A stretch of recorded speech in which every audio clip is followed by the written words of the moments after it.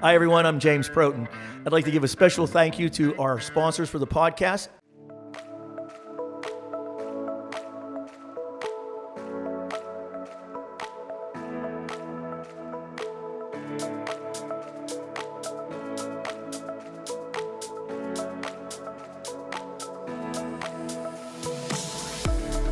Hello, everyone, and welcome to the podcast. You probably noticed we're in a little bit of a different location today. We are coming to you from Chico Bacello in downtown Washington on Main Street, just down from the courthouse. And with us today, we have a different kind of show, a little more serious topic today. We're going to discuss human trafficking and all of the things that go around that. And our guest today, to my left, is Rich Mullen. He's a Washington County detective in the Special Victims Investigation and Prosecution Unit, and Joanna Dragan, the Supervisor of Sexual Violence Services for the SPHS STARS program. I had something written that I was going to get into as kind of a lead-in, but I'm going to just take this opportunity to start our conversation. But first of all, how about you guys just kind of introduce yourselves? And we talked about this a little bit, and I said we're going to throw this at you right away. But tell us, how you got to where you are, and what led you to this type of work, because this has to be painful, gut-wrenching kind of work, and not everybody is built for this. So, Rich, you particularly in investigation. I've been a police officer for about 31 years now. I did an entire career with the Allegheny County Police before being fortunate enough to come down to Washington County and work with the DA's office. During my time, I spent most of my career either as a detective or a supervisor working either child abuse or sexual assault cases. And to stay there, the reason for me, what was important is I work with a lot of kids, and no matter where they come from, what they are, how aggravating some teenagers can be, as we know, they're still victims. These kids are always victims, and I've always looked at it that way. So that's why I've stayed in, working within this narrow field of law enforcement for so long. There you go. And you have children of your own. Yes, I do. Okay. And Joanna, how about you? Sure. Well, honestly, I've been doing this for about 22 years now, and kind of fell backwards into it. I came out of grad school, thought I was going to be a corporate trainer, and took a prevention job with the STARS program as like a place filler, and fell in love with what we do there and the difference that we make in the community, and just have stuck with it. And really still, after all these years, love what we do.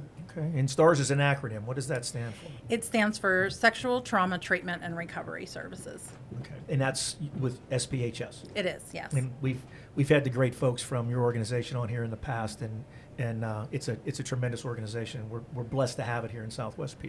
Thank you. And with us again, as always, in the co-host chair is my man Jack Cadwaller. We'll apologize. Thankfully, you can't see too well under the table. Jack really underestimated the need for wearing pants to the podcast. Wasn't an underestimation. Okay. It's hotter. It is. It's hotter. But even though this is an old building in downtown Washington, it does have air conditioning. Yeah, well, just to let you there's know. a freedom. I should have told you that. There's a freedom to come. Okay. So, human trafficking.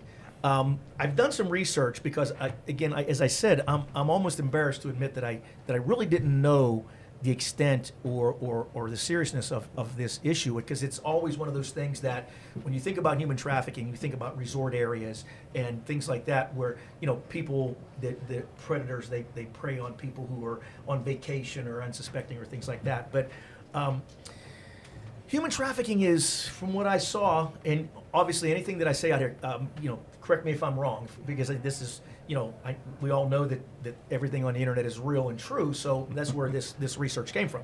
So, but it is among the fastest growing criminal enterprises in the world and represents a $150 billion industry with more than 40 million victims around the globe.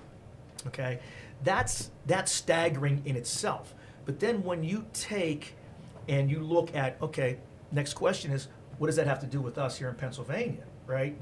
This is like the center of the universe. Like nothing, bad things don't happen here, right? But then all of a sudden you look and Pennsylvania is among the top 10 states in the country with the number of human trafficking cases. And in fact, in 2019, our metropolitan area, the city of Pittsburgh, was a top 10 city for human trafficking. And this is largely, at least the statistics that I read, were largely attributed to the opioid crisis and how that plays into it. And even though most of us associate human trafficking with child pornography or sexual exploitation, it also goes into child labor and panhandling, begging, things like that. But as this relates to these numbers, Rich, I'm going to start with you. But these are attention-getting numbers, right? And especially if you're a parent, if living where we live, I think very few people would really believe that Pennsylvania ranked that highly for the number of cases. Yeah, absolutely. That is a major issue, and one that I think we're finally starting to see change for the better with that. It's not new. Human trafficking is not a new phenomenon. Mm-hmm. It's finally, I think, being recognized by law enforcement, by service organizations, as well as legislators and the public in general. Sure. And that awareness is getting raised. And there are numerous, as I said, there's different types of trafficking. We have labor trafficking, as you said, mm-hmm. and it's also not limited to children. A lot of what we deal with, that I deal with, are teenagers and younger kids. But it's not necessarily limited to just children. It's not necessarily limited to anyone's sex as well. A lot of my focus is dealing with sex trafficking victims, but mm-hmm. There is the labor trafficking. There's the domestic servitude side of it as well that nobody ever noticed. Nobody ever realized what it was. Right. And I think a lot of what we're seeing now is just more of an understanding of what trafficking really is, because if you ask somebody what they think, what comes into your mind, what pops in your mind when you hear the word human trafficking, very often it's the idea of women being brought in from third world countries or former Soviet bloc countries in chains in the hulls of ships, locked in basements, and although that can be part of it, it really isn't what we're seeing and what we're starting to realize now. We're realizing that it's the 14-year-old runaway. Mm-hmm. It's the person that may be here, legally, but their visa expires and they're being forced into some sort of labor, things like that. It's a lot more domestic than we think. And there again, the misconceptions often trafficking, by its terms, sounds like you have to move somebody. You don't have to move anybody. You don't have to move anybody an inch. They can be trafficked from their house. It's some sort of force or coercion that that's being used against them to either provide labor or to provide something in the sex industry. That's fascinating. And you had mentioned, we discussed earlier, that the majority of these victims are trafficked by somebody that's known to them, somebody that they trust. Yeah, very often, unfortunately, that's the case. As in most child abuse and sex assaults, it's the perpetrator is very often known to the person, and it's the same with trafficking. It's somebody that's known to the person, often known to the family. Mm-hmm. Someone's often trusted, right? And they have obviously ulterior motives, and it makes them an easier target. It lets them be able to move them into that. Right. So that's interesting. And Joanna, you're on the victim services side of things, right? Mm-hmm. So you don't get involved in the investigation prosecution piece of it. But when you think about what Rich just said, you have two different paths, so to speak, right? Mm-hmm. Somebody that's trafficked by a stranger, or somebody that's trafficked by somebody known to them, maybe even a family member. That represents two very different types of trauma once they get to you. So how would you differentiate, or would you? Well, every victim has their own particular needs and their own particular circumstances. So we try to meet them where they are. And just kind of bouncing off of what Rich had said with trafficking and being trafficked by people you've known, this has been something that's been happening for 40, 50, 60 years. We were kind of lumping trafficking victims in with that general sexual assault, sexual abuse category. And so what we've realized in probably the last 5 and 6 years when we've been doing more trafficking work is that these victims have special needs. And so our staff needs to be trained to meet those needs because they are a little bit different. And, we've had trafficking victims come to us that are in their 50s and 60s that were trafficked 30 and 40 years ago. And that stays with you. I mean, that's a Absolutely. trauma that you're going to carry for a long time. And in the past, we didn't really recognize that, and these people had been trafficked by family members in a lot of cases where family had substance abuse or alcohol problems, and they were trafficking their children out for their next fix. That's kind of what had happened. So And it it's gets been back going into the on. opioid connection, which is epidemic in our region. In a lot of people don't even realize that how prolific that issue is here locally. Because we think that's a Pittsburgh issue, that's a Philadelphia issue, right? That's not Washington, PA, or Greensburg, PA, or down in the valley where Jack and Bell Vernon, Shaw, right? It does happen there, right? And we talked with Joey Pagano, who's with, and Joey talked about the impacts of addiction, right, and what that forces people to do.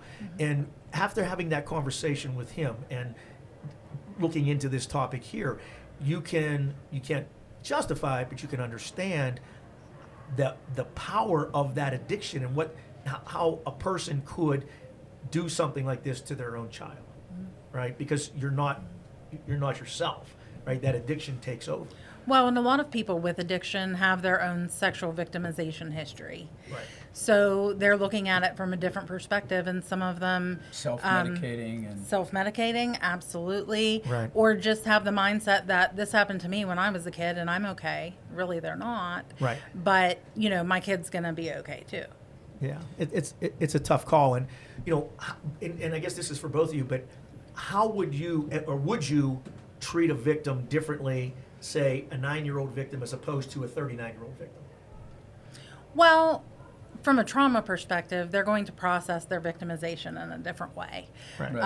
And so a 9-year-old is not going to have the skills to look at the overall impact that this is going to have on their lives. So we process that with them in a different way than we would a 39-year-old.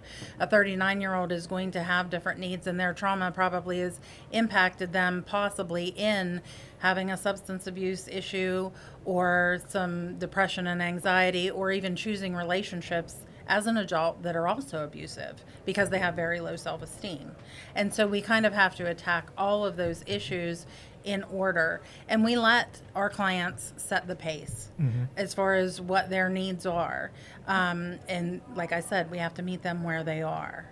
We can't tell them Right. what to do. We have to empower them to make their own decisions. Okay. Okay, Rich, it starts with you. Okay, it starts with the apprehension. What is on the street level where you guys are proactive on the street level? This is how we're catching these people. These are the red flags we're getting. This is what we have in place. This is what we're doing to be proactive. It actually starts before the apprehension. It starts with the identification of a victim. And trafficking victims are very unique in their needs, in identifying them actually. And that's one of the biggest challenges all through the system, and especially in the beginning. Trafficking victims are pretty well taught by their traffickers. Don't trust the police. Understand, especially when we'll talk about sexual exploitation. You enter a teenage girl into prostitution. Right. She's now being told you're a criminal. You're a prostitute. If you go to the police, they're going to arrest you. You're a criminal. Right. Don't trust them. Don't talk to them. You put that along with whatever control factors you're using, be it threats, be it force that's actually been used, be it addiction, because that's a very big control. That can be a very big control factor. So before we even get to the point of being able to make an arrest, to remove we've got to get a victim who, and they don't see themselves as victims. That's the other issue with trafficking individuals. They often say, I agreed to this, I signed up for this, this is what I'm doing, this is my life. And they don't see that, they don't see themselves as victims. So they present a very unique challenge for law enforcement to be able to get to talk to us. Very often, we need the assistance of Outside Service Joanne's organization to have an advocate there with us, so we can try to build that bond. And Do you get more of her turning things to you and you guys acting on it, or does it work the other way? It works the other way more than likely. We'll hear about it, and it comes in a number of ways. We'll get You'll get it from CY, Children, Youth, and Family, CYF. Right, Sometimes right. CYS will sometimes have it, but often you'll get it from a patrol officer that stops someone on the street, of a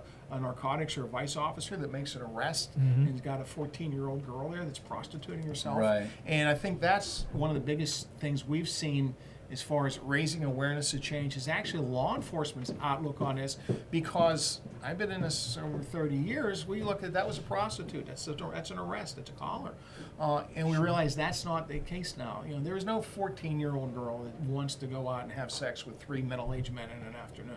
She's a victim. And, Right. and that's what we need to look at. And, Yeah. and finally, we're seeing Pennsylvania legislation catching up to that. Up to 8 years ago, there were no specific laws in Pennsylvania that dealt with trafficking. There are now. There's been 3 major pieces of legislation passed. One with it, now a juvenile cannot be charged as a prostitute in the state of Pennsylvania. They're recognized as a victim. So there is no such thing in the state of Pennsylvania anymore as a child prostitute. Now, when we talk about, we're talking about predators and victims, obviously, and we discussed this earlier, that everybody gets this preconceived notion of the predator, the guy in the trench coat with the, hey, I got a puppy in my van. I mean, the classic cliche that we were all taught as children, which is probably a very, very small percentage of the people that are actually committing these crimes. It is. Does it happen? Yes. All across the line, all type of sexual assaults, abductions, and trafficking. Is it strangers? Yes. But it's not an abduction thing. It's not the person in the trench coat. It's someone that's in most cases with a trafficker, it's someone that is very, very good at manipulation. And they can read these individuals. They know who's vulnerable. We do some training, ongoing training through the Child Advocacy Center here, and it's a former FBI agent works for us, and she had a trafficker who was great. When they interviewed him, he said, I used one word, and I knew how to get a girl to work for me. It was hello. If I walked up to a group of girls and said hello, I read the reaction, and I could tell which one I could traffic. Now, you guys get a tip That's off, crazy. or you get somebody, a person of interest, and I don't know how much you can divulge. How do you move on that? Usually you're trying to build the case off of the victim to get the victim to come forward to testify. And to get the victims, they really need to support, like Joanna said. They're not our typical child abuse or sexual assault victim where we can refer them to services. We can get them with CYS, and they can have a support. They've got really ongoing needs. As far as where do they go today, where do they go in 2 weeks, where do they go in 2 years, and Washington County is working on really developing that, through the task force we work with. While we fortunately invited her today to try to develop not only covering the prosecution but those needs. But to get back to answer your question, you really start. You need to have a victim. You need to have a victim on board. You need to have someone that's saying this happened to me, and I'll go into court and testify against it. And you just said something interesting, because there is a distinction between child abuse and child trafficking. Oh, absolutely. So and can you give just real briefly, both of you, I guess, what is that distinction, right, for the average person in layman's terms? So you hear a lot about child abuse, and again, just like child trafficking, a lot of people don't realize what technically that is, right? Child abuse.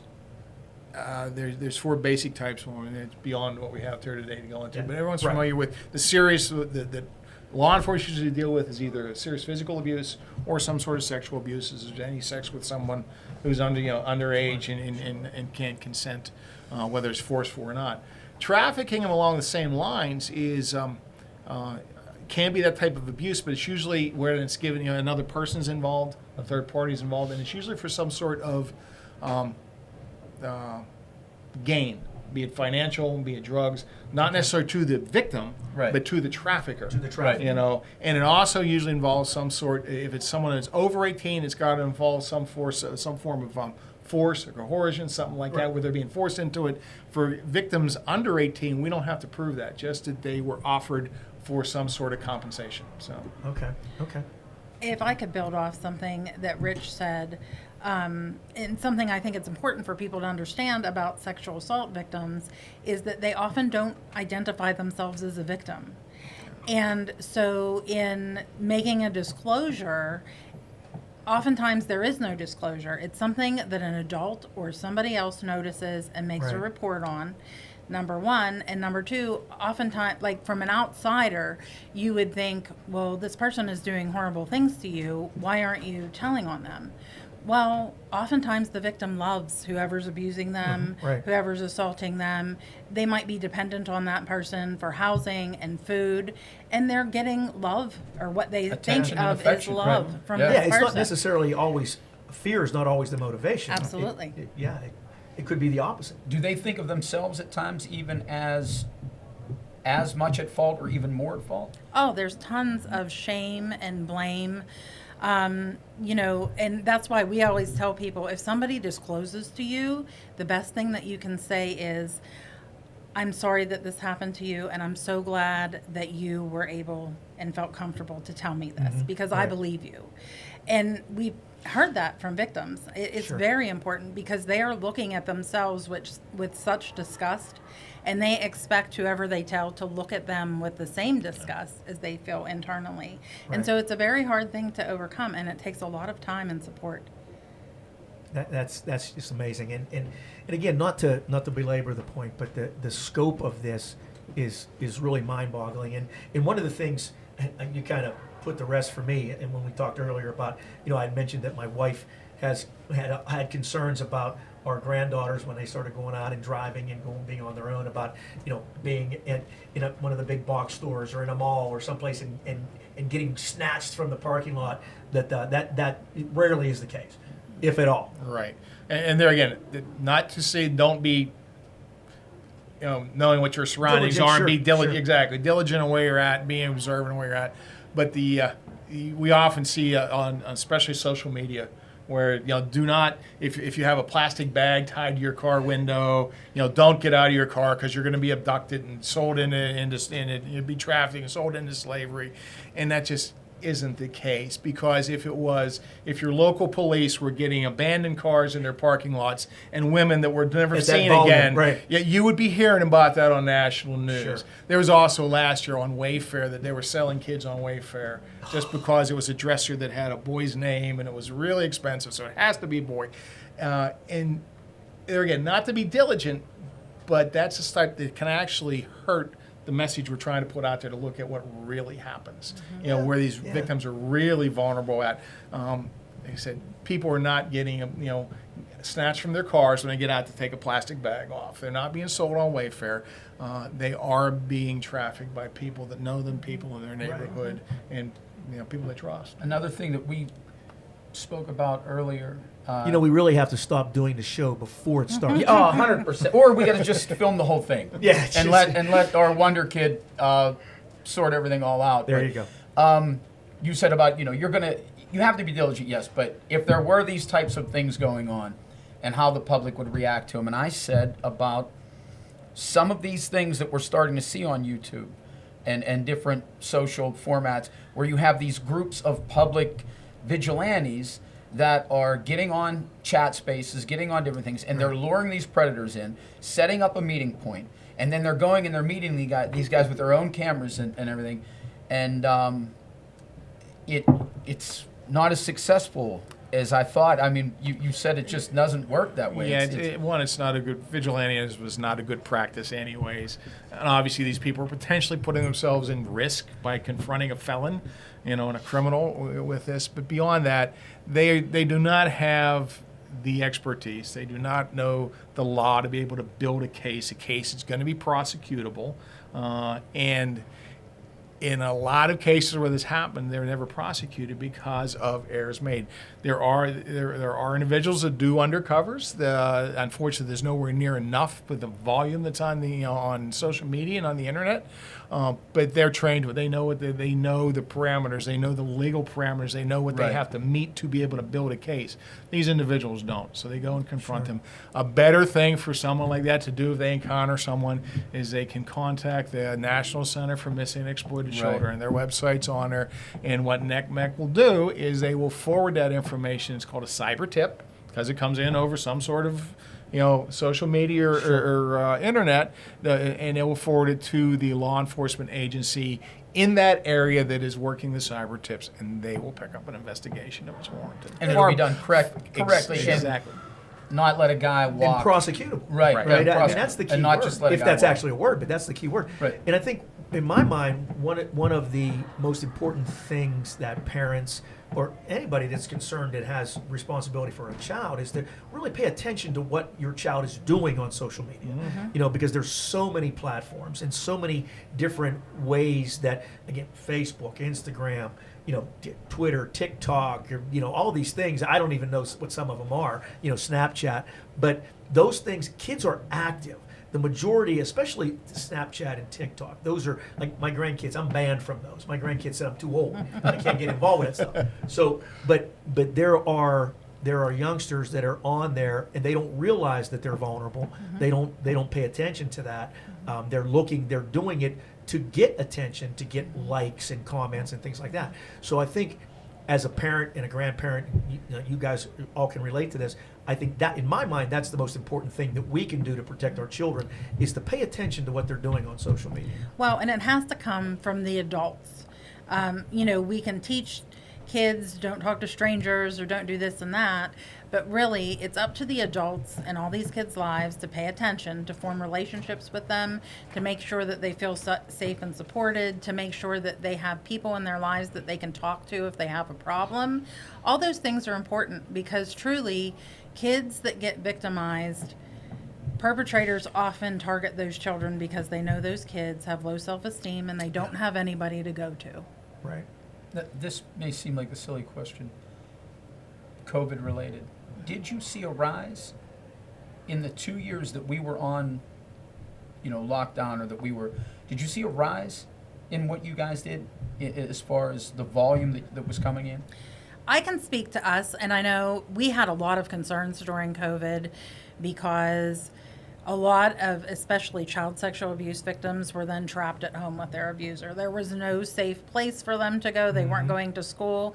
And our reports dropped a lot. Like, our hotline calls dropped a lot, because a lot of the calls that we get for services are from school districts. Some kids weren't in school, you know. Right. And I know I can't really speak to domestic violence because we don't work with that, but Maggie will be in later and she can kind of speak to what they saw on their Right. end. Okay. But we had a lot of concerns, and I can say since things have opened up, we have been overwhelmed by the amount of people that are That's requesting interesting. services. Yeah, that's very And interesting. it isn't exactly the same on our end. During the lockdown, everybody was in the home. Kids were in the home. We were not getting the referrals from, CYS. We were not getting, officers finding things like school resource officers. So, yeah, exactly the same. And you had to be concerned about And that. we knew it was happening. It didn't Right. quit. It was they didn't have an outlet. They were locked in the home if that's where the abuser was. And same thing is, since then, we have seen a marked increase in reports that are now Wow. coming forward. So. That is horrific. It is, and it's so we've talked about the scope of this, and I mean, to think, 40 million victims, and that's, from what I saw, is an annual number, and I was actually surprised again. So apparently I'm easily surprised, but and I don't mean to make light of this because it's a serious subject, but when I first looked at it, I saw, okay, Pennsylvania is one of the top 10 states for cases. So I thought, okay, immediately Philadelphia, right? Then I thought, okay, well, Philadelphia and Pittsburgh. That's not the case. I went on to read, it's the I-15 corridor, okay, through central Pennsylvania, that is the hot spot for this type of thing. And that's our most rural part of the state. That's farms and forest lands and things like that. There's nothing urban in that part of the Commonwealth at all. But that's the hot spot. And would you think that is because of ease of access?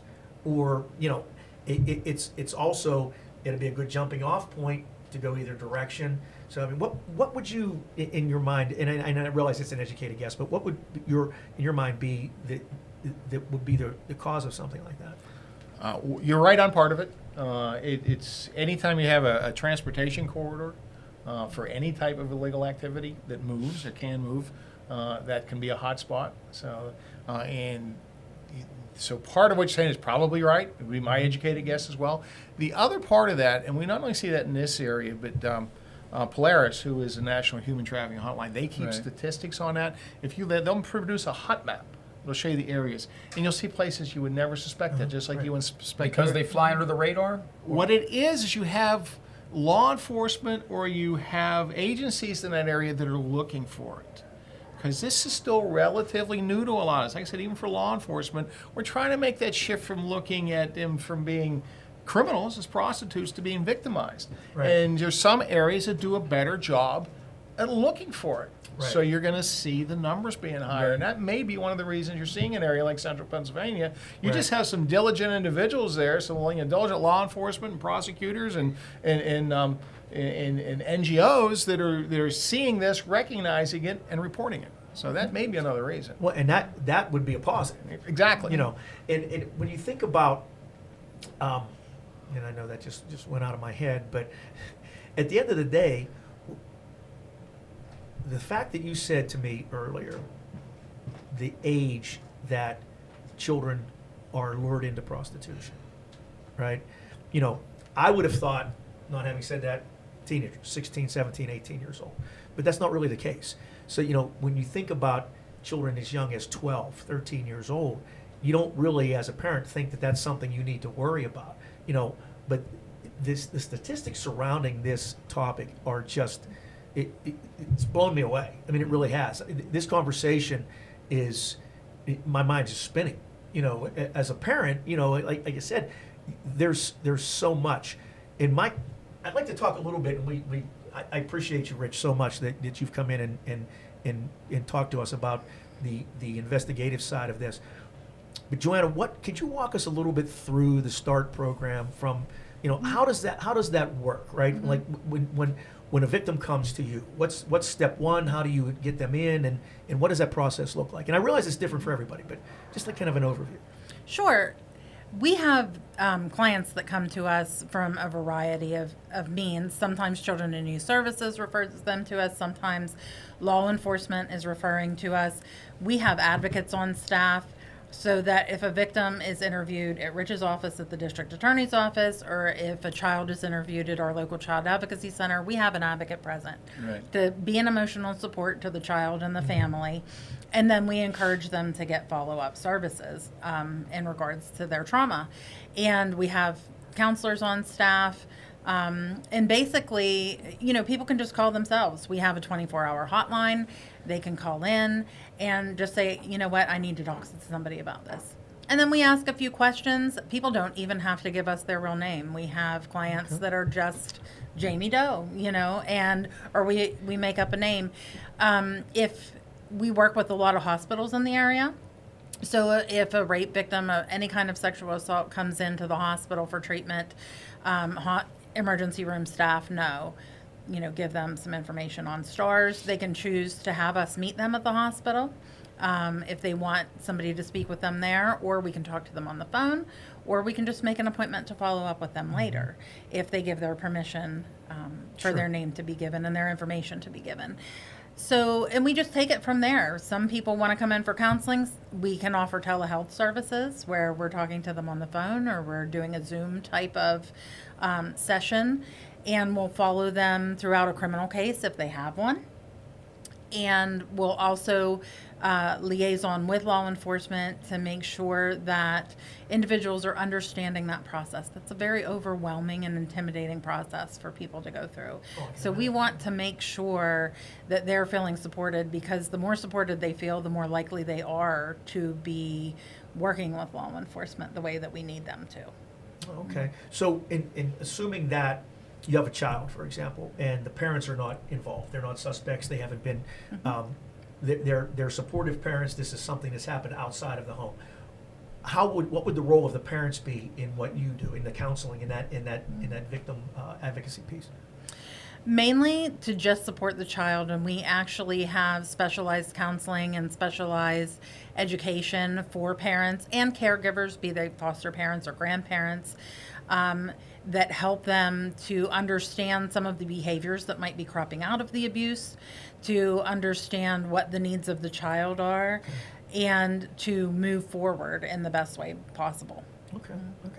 So, Rich, back to you for a second, and just out of my own curiosity, from your experience, 30-some years, which thank you dearly, by the way, because I can't imagine being a father and doing what you do. I can't, but God bless you. what have you encountered violent perpetrators, and would you think that the majority are more passive or violent? What has been your experience with that? Once you've done the investigation and you go to make the arrest, okay?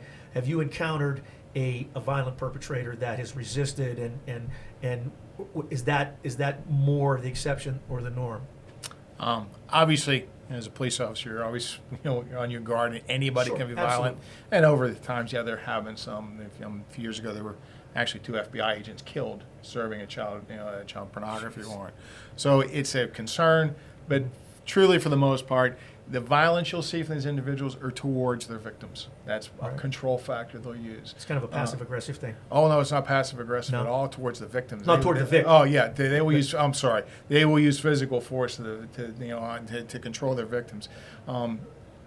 You will experience. You'll find people that will resist, but for the most part, no. By the time you build a case to where you're going and you're knocking on their door that morning, and plus when you go to do that, as an investigator, you have a little bit of an advantage because the patrol officer stops somebody who's by himself. He doesn't know, so he has that.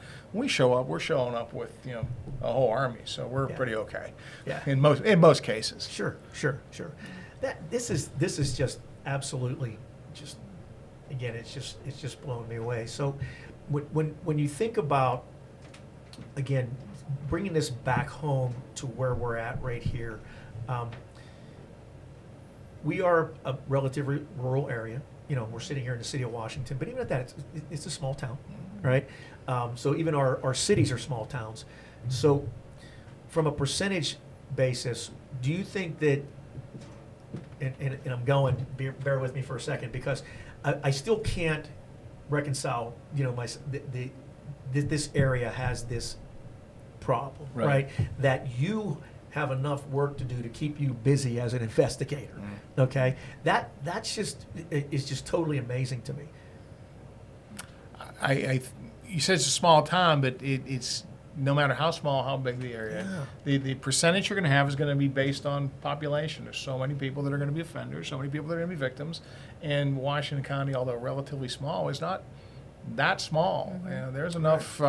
There's enough people here that will offend, and there's enough victims here that can, that can fall into this. So. Yeah, and there's numbers out there again, on the web where you would have it's a ratio of so many victims per population, and it just, and again, where we're sitting, we have access to that transit, right? Interstate 70, Interstate 79.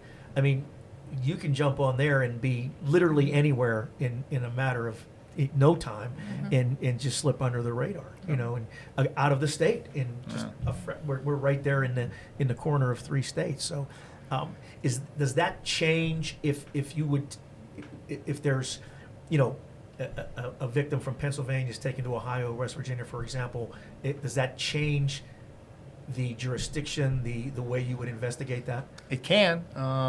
One thing that has come out of, there's more recognition, the team building, is we also will work with federal authorities. We will work with the FBI. Homeland Security is very active in this type of investigation. So if you have something that crosses state lines, that will give it a federal nexus, they're more than willing to get involved. And then once the case is investigated, once you know where things actually happen at, then there's a determination on prosecution, whether being in our case here in Washington County, whether our district attorney would prosecute it, or if they would defer it to federal prosecution. And there's pros and cons to that. Obviously, the big thing with federal prosecution is much longer prison terms, much longer sentences than the state has available to them. But yeah, to answer that question, right where we are, we're right next to 3 states, and yes, the traffickers don't know those boundaries. It's an invisible line. The plus is, as we start to develop it, is there's specialized training and specialized investigation on all levels, including the federal level, and they do work with us as well. Okay. So.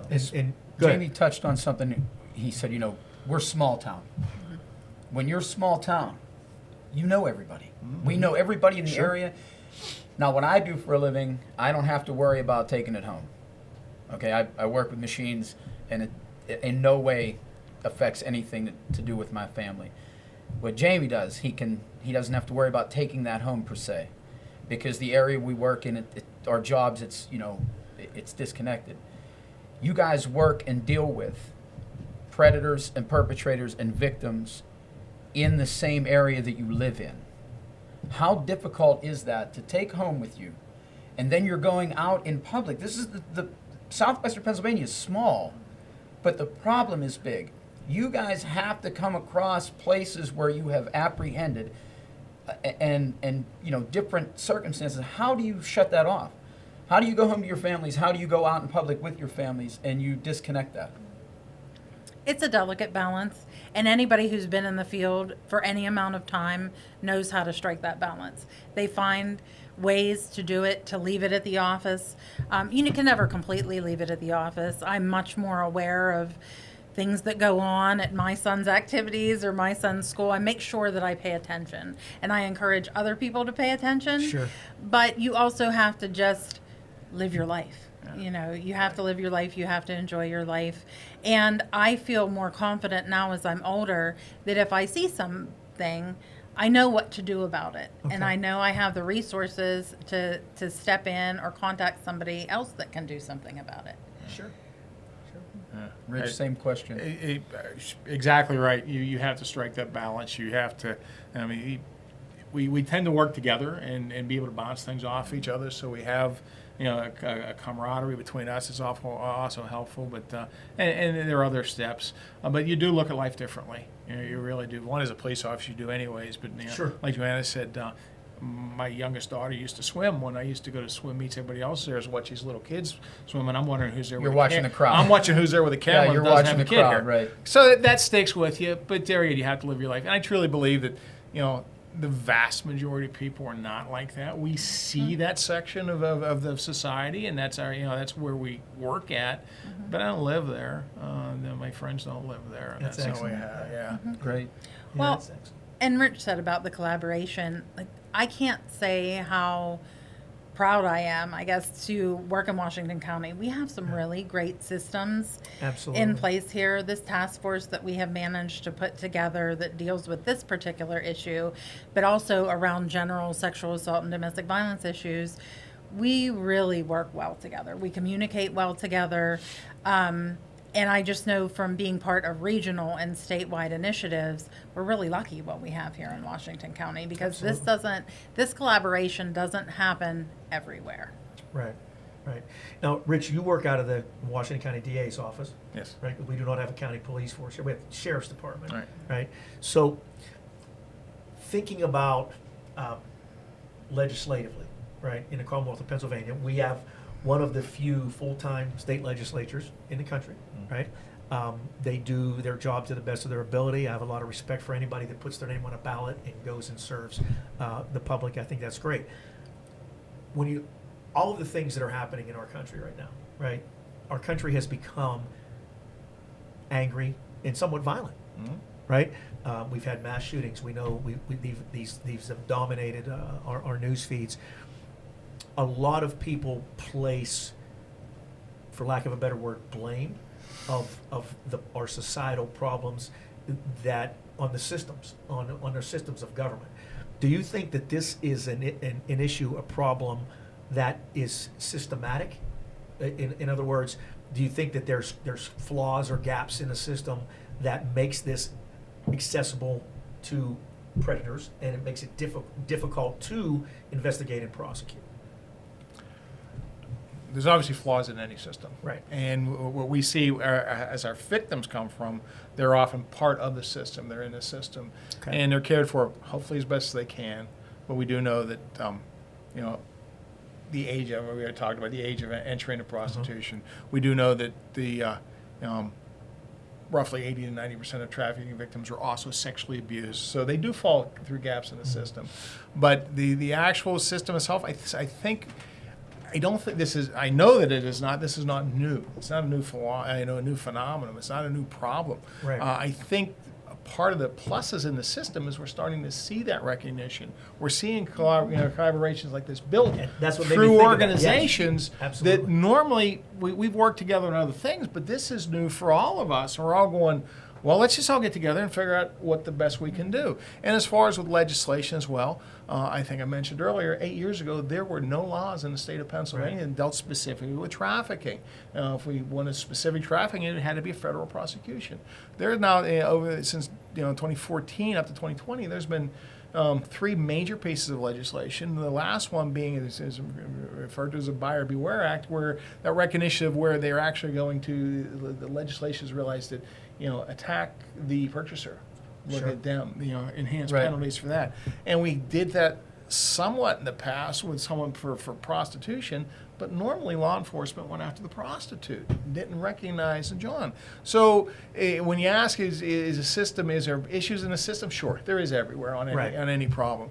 But I think, are we making progress in this state on a local level, like Joanna said, with what we're coming together and realizing, and we're trying to figure this out ourselves right now because it's still Absolutely. fairly new. Absolutely. And on a state level and on the national level, I think we're seeing us moving in the right direction. And that's good because I spoke with, and to the credit of our legislature, who I'm a big fan of, we've had Senator Bartolotta has been on this show and others.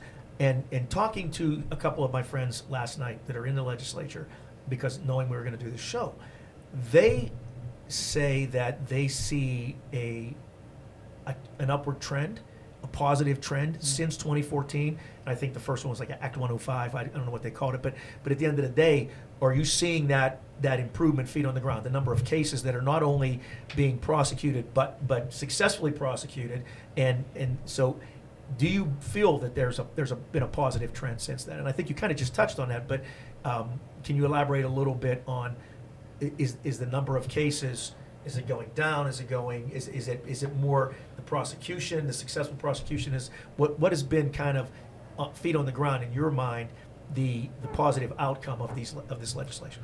It's given us a lot more tools. Perfect. Like I said, we now have specific legislation, and some of it targeting, kids, minors. Mm-hmm. Some of it targeting in labor trafficking, which I know we haven't touched on a lot, but there is some very specific laws that have been passed or legislation which gives us tools and training. Part of the one other Act 130, included mandatory training for police, all police officers, as part of their annual, 2 years ago, as part of their annual training, Okay. were received recognition in trafficking, Okay. which we never had before. It's something Right. the police didn't look at. That's excellent. So to see, is it, the systems, they are improving. So I would see that as an upward trend. As far as prosecution, it's still a relatively new field. It takes roughly 6 to 8 years to really start to see new laws working through the system, because it takes a while. Sure. You have court challenges, things like that. But we're seeing that as a positive plus. It's coming up. It's getting there. That's excellent, and I love the fact that you said that you have more tools at your disposal now, because that's like any job you do. If you have the proper tools, you can success follows. Yeah. Well, and at a local level, we're building our own tools. So with our task force, we've developed trafficking protocols, and we've had sexual assault and domestic violence and stalking protocols in place for years. Okay. We added these trafficking protocols, and they outline everybody's role. After a victim is identified, this is what happens. Our local health system also has protocols of, if we suspect this is what happens in the emergency room. We have resources that have gone out to human services providers and medical providers that say, I suspect my patient or my client might be a trafficking victim.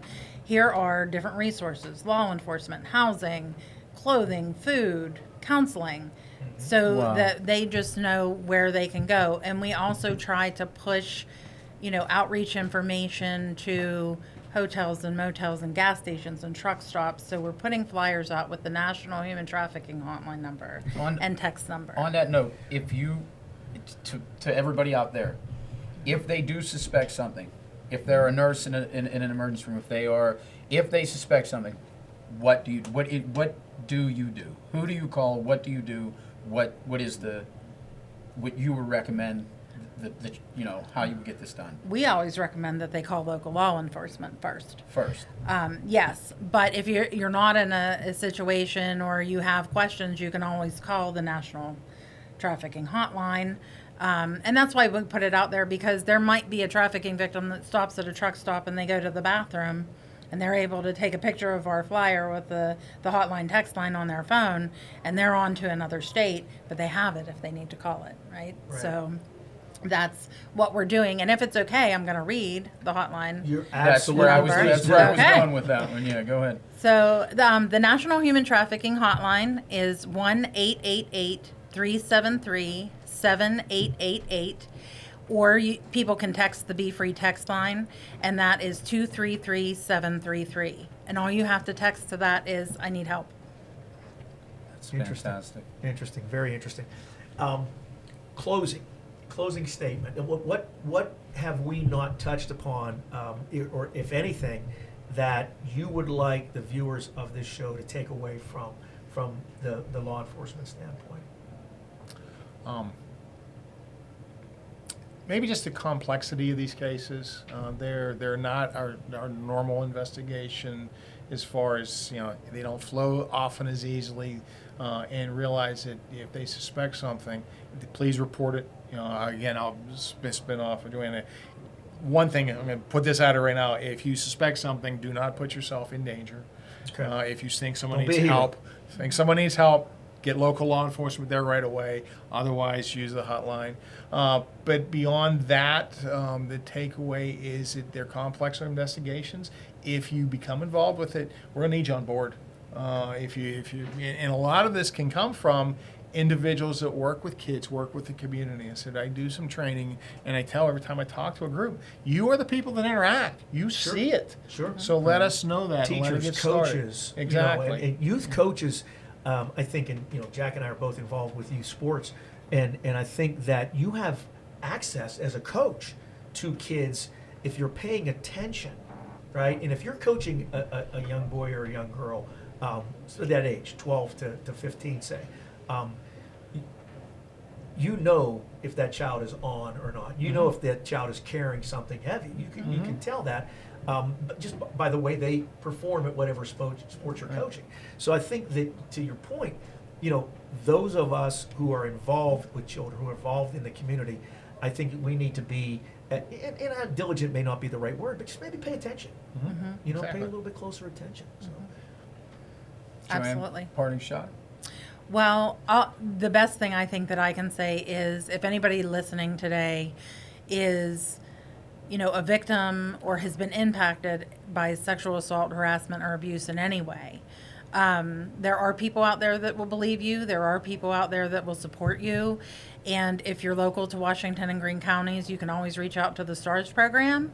And our hotline number is 1-888-480-7283. And it's 24/7, so somebody will be there to listen. And where is the STARS program? Where is it physically located? Brick and mortar. We actually have offices in Washington, Waynesburg, and we have a satellite office in Charleroi. Excellent. Well, listen, thank you so much for joining us. This has been, Eye-opening. it's got me a little Huge, bit off yeah, guard. I'm very rarely at a loss for words, and I've been there a couple of times during this show. So I can't thank you enough. Again, can't thank you enough for what you do and for what you mean to our community, and I have a tremendous amount of respect for both of you. Thank you so much for joining us. Thanks. Thank guys. you for having us. Thank you for having us. Absolutely. Appreciate it.